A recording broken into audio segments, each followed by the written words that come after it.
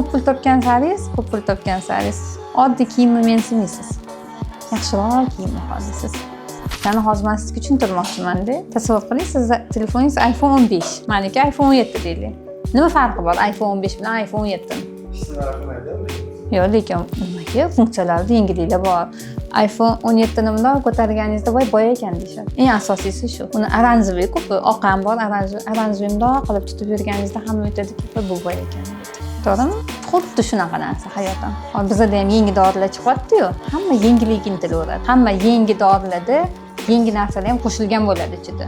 Zamon yaxshilashib ketyapti. Preparatlarimizda ham, telefonda ham, siz borib kelgan dachangizda ham mana farqini sizga tushuntirib beraman, tushunasizmi?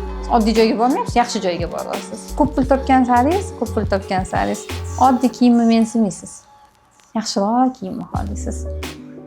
Oddiy joyda borib ovqatlangiz kelmaydi. Oddiy joy, mana misol uchun kirchir bo'lib yotibdi. Yerlari iflos, shu joylarga kirib ovqatlangiz kelmay qoladi. Oldin lekin shunaqa joyda ovqatlanib yurgansiz.